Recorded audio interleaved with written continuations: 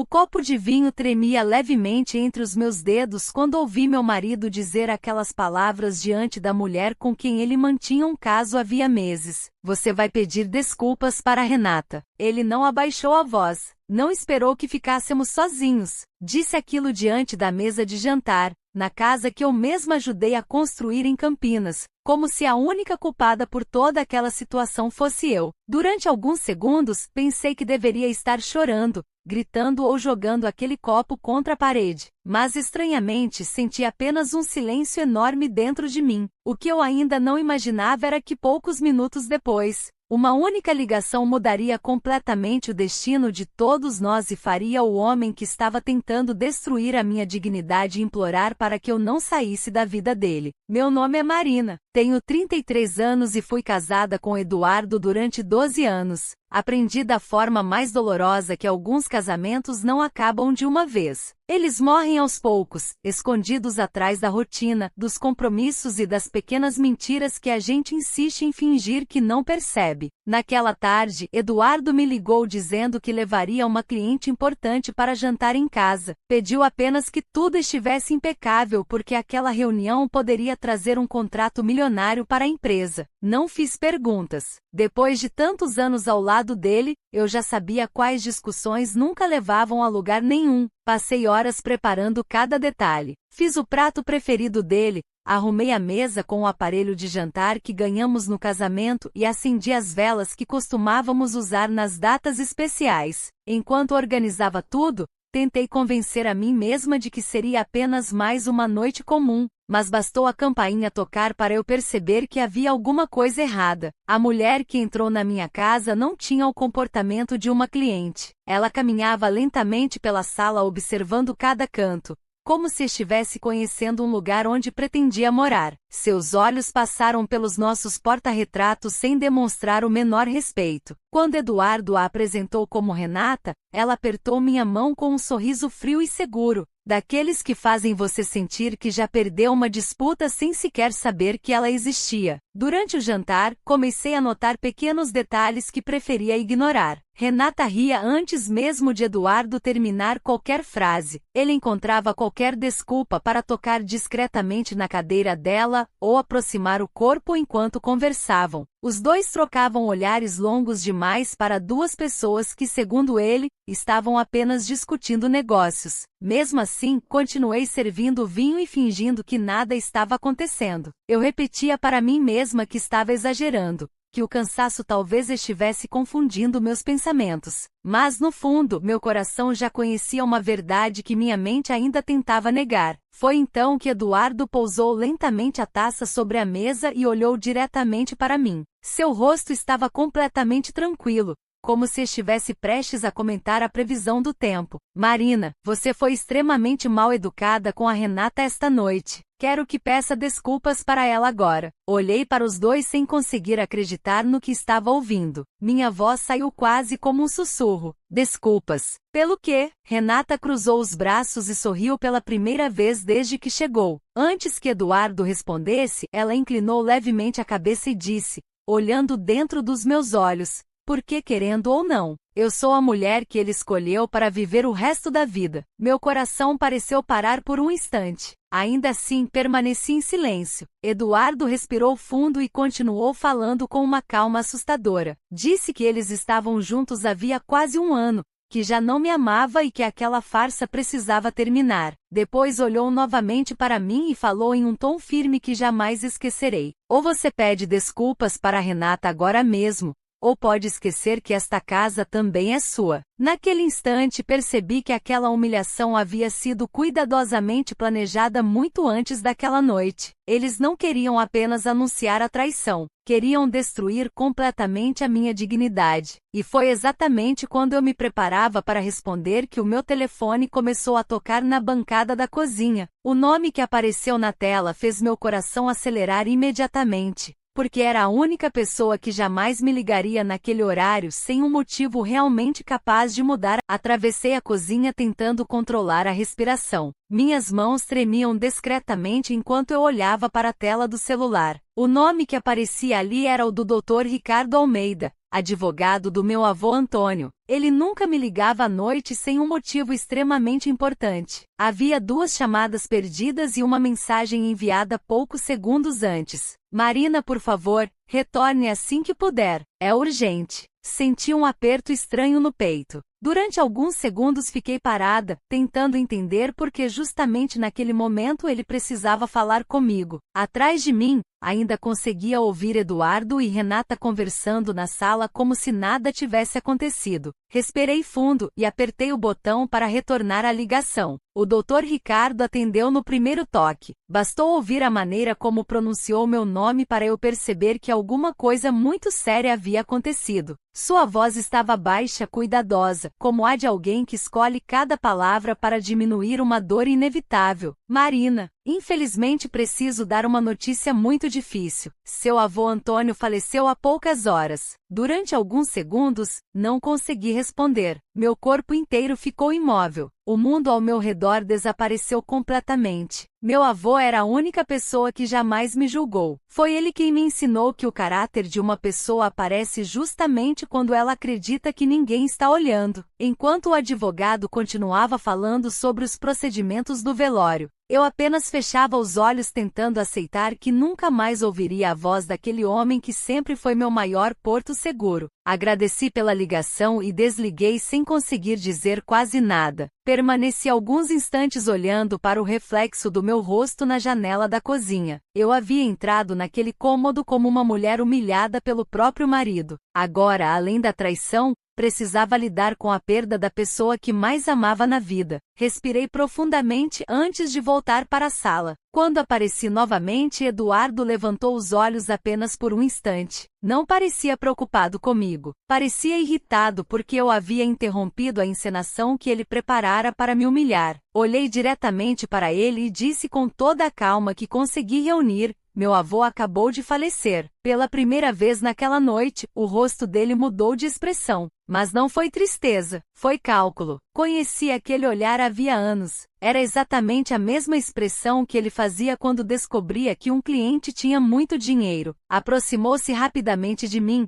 segurou meu braço com uma delicadeza completamente artificial e falou: Marina, eu sinto muito. Nós resolvemos essa conversa depois. Agora você precisa pensar na sua família. Renata permaneceu em silêncio. Apenas observava tudo enquanto girava lentamente a taça de vinho entre os dedos. Não havia qualquer sinal de compaixão em seu rosto. Parecia apenas incomodada porque aquele acontecimento inesperado havia estragado o momento que ela esperava viver. Peguei minha bolsa sem olhar para nenhum dos dois. Caminhei até a porta e saí daquela casa sem dizer mais uma palavra. Enquanto dirigia pelas ruas de Campinas, lágrimas finalmente começaram a cair. Mas, para minha surpresa, eu não chorava por Eduardo. Chorava pelo meu avô. Percebi que o homem que estava ao meu lado durante 12 anos já havia deixado de existir muito antes daquela noite. A única perda verdadeira era a do meu avô Antônio. Na manhã seguinte encontrei o Dr. Ricardo em seu escritório na Avenida Paulista, em São Paulo. Eu imaginava que conversaríamos apenas sobre o velório, documentos e questões familiares. No entanto, poucos minutos depois de me oferecer um café, ele colocou uma pasta grossa sobre a mesa e respirou profundamente antes de falar. Marina, alguns meses atrás, seu avô decidiu alterar completamente o testamento. Meu coração acelerou imediatamente. Nunca conversamos sobre dinheiro. Nosso relacionamento sempre foi baseado em carinho, respeito e tempo juntos. Jamais imaginei que ele pudesse ter preparado alguma coisa para mim. O advogado abriu cuidadosamente a pasta e começou a ler cada documento. Aos poucos fui descobrindo uma realidade que nunca imaginei existir. Meu avô era proprietário de diversos imóveis comerciais em São Paulo e Campinas, participações em empresas do setor agrícola,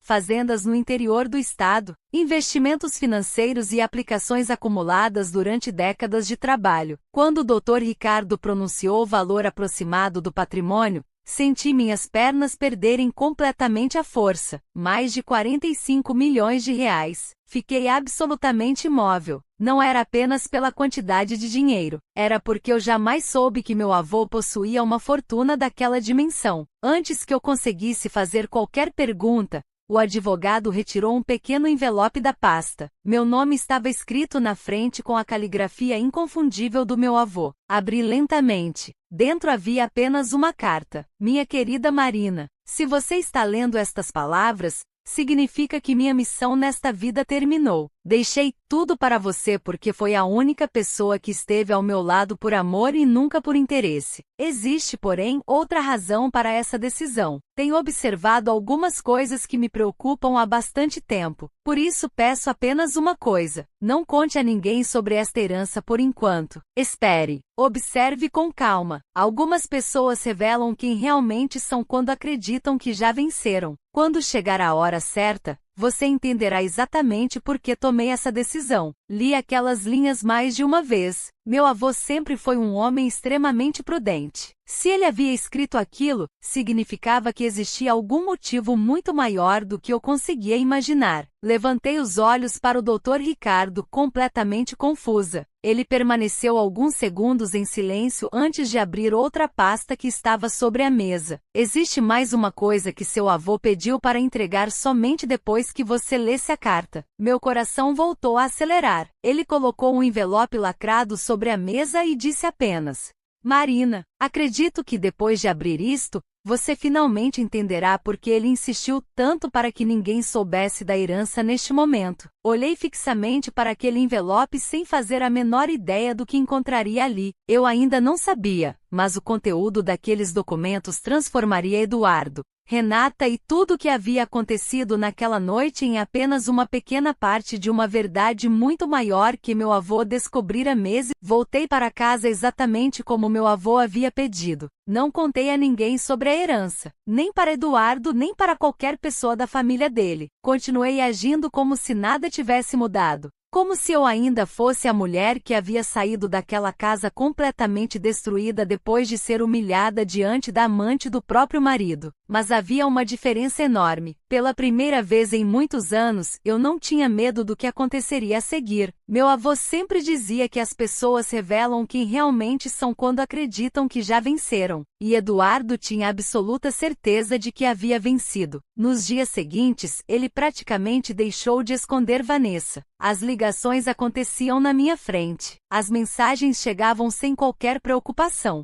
Às vezes ele sorria olhando para o celular enquanto eu preparava o café da manhã, como se nem se lembrasse de que ainda éramos casados. Curiosamente, aquilo já não me machucava como antes. Eu apenas observava. Cada atitude dele confirmava que meu avô estava certo. 4 dias depois do velório, encontrei Vanessa dentro da minha própria casa novamente. Dessa vez, Eduardo nem inventou a desculpa de que ela era cliente. Ela entrou carregando algumas revistas de decoração e caminhou pelos cômodos como se fosse dona do lugar. Passou pela sala, abriu as cortinas, comentou sobre trocar o sofá e até sugeriu derrubar uma parede para ampliar o ambiente. Eu fiquei parada observando aquela cena absurda sem dizer uma única palavra. Quando ela chegou ao nosso quarto, abriu o guarda-roupa onde ainda estavam minhas roupas e sorriu. Esse espaço vai ficar perfeito para mim. Eduardo apareceu logo atrás dela. Marina, seria melhor você começar a tirar suas coisas aos poucos. Assim evita confusão depois. Olhei para os dois por alguns segundos. Nenhum deles demonstrava vergonha. Nenhum deles parecia acreditar que estava fazendo algo errado. Respirei profundamente. Está bem. Foi apenas isso que respondi. Eduardo pareceu satisfeito. Ele realmente acreditava que eu havia desistido de lutar. Naquela mesma noite,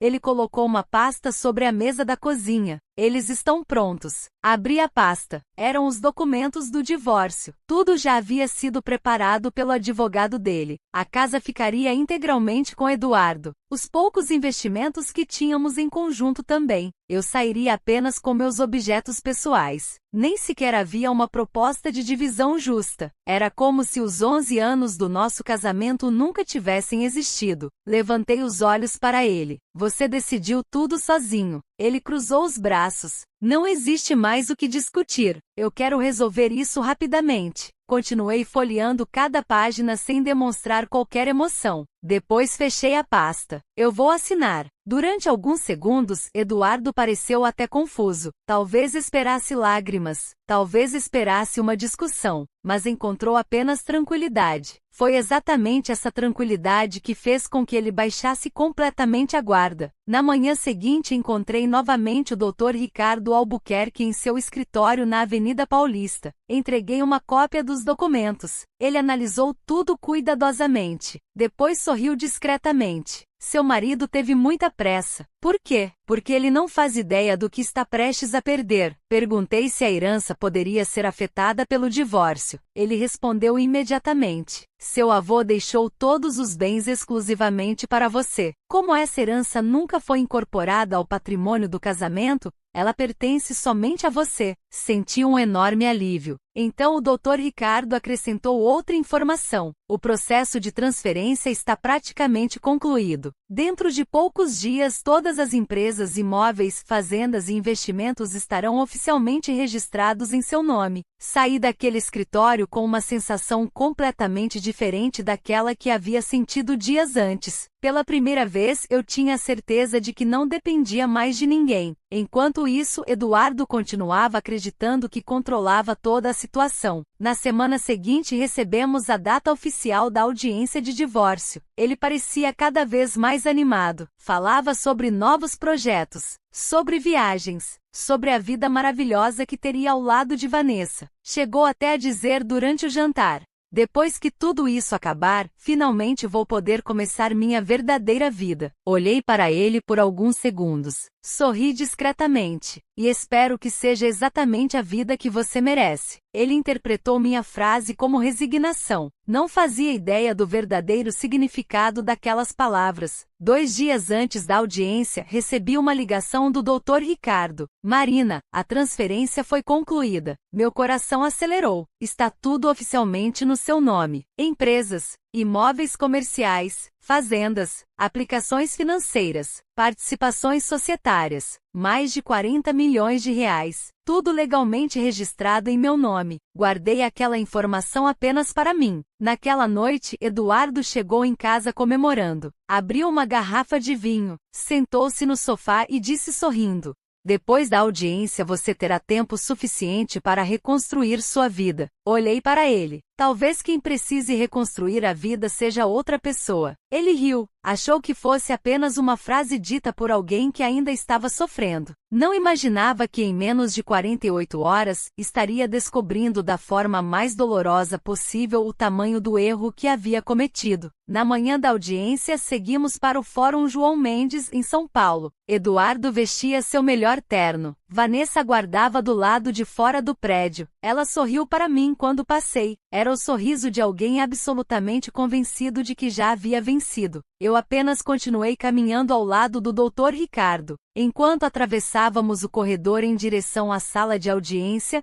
lembrei das últimas palavras da carta deixada pelo meu avô. Espere. Apenas observe. Algumas pessoas mostram quem realmente são quando acreditam que venceram. Naquele momento eu soube que finalmente havia chegado a hora de assistir exatamente isso acontecer. Enquanto esperávamos o início da audiência, Eduardo conversava tranquilamente com seu advogado, como se aquele fosse apenas mais um compromisso profissional. De vez em quando olhava para o relógio com impaciência. Eu permaneci sentada ao lado do Dr. Ricardo Albuquerque, segurando minha bolsa com calma. Meu coração batia forte, mas não por medo. Era a sensação de finalmente encerrar um capítulo que havia consumido 11 anos da minha vida. Poucos minutos depois, fomos chamados para entrar. A audiência começou de forma simples. O juiz confirmou nossas identidades e pediu que os advogados apresentassem os documentos. O advogado de Eduardo explicou que se tratava de um divórcio consensual e entregou toda a documentação preparada por eles. Segundo aqueles papéis, Eduardo ficaria com a casa com a maior parte dos bens adquiridos durante o casamento e cada um seguiria sua vida sem qualquer outra reivindicação. O juiz olhou para mim. Senhora Marina,